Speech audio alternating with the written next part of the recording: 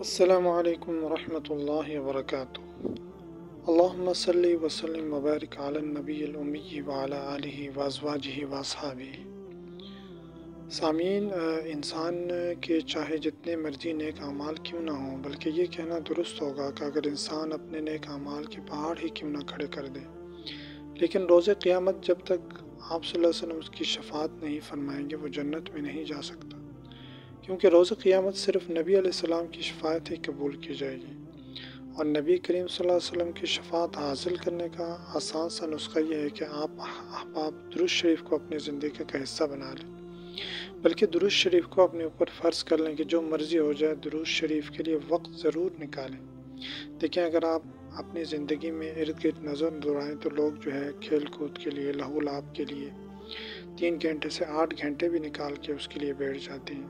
اور وقت کا پتہ بھی نہیں چلتا۔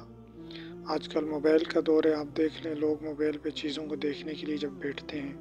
تو 1 گھنٹہ، 2 گھنٹہ، 3 گھنٹہ، بلکہ 4 سے 5 گھنٹے بھی گزر جائیں انہیں احساس ہی نہیں ہوتا۔ تو جب ہم اگر درود شریف کے لیے اپنا وقت نکالیں گے تو وہ وقت ہمارا قیمتی بھی بنے گا اور ہمارے نام اعمال میں چمکے گا بھی، اور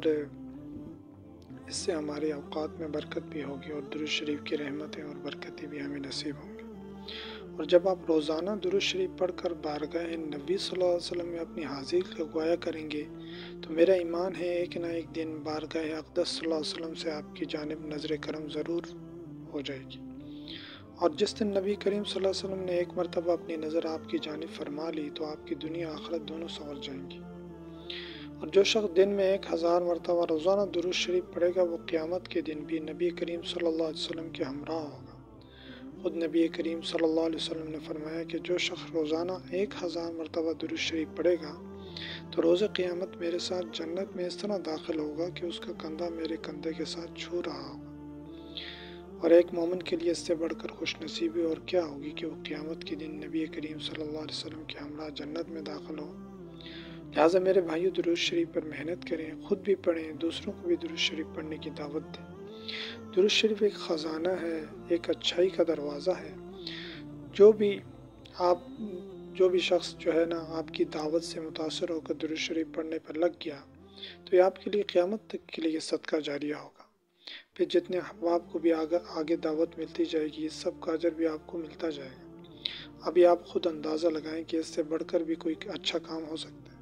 کہ 1000 مرتبہ درود پڑھنے کا مطلب ہے کہ ہمارے نام اعمال میں 10,000 نیکیوں کا اضافہ،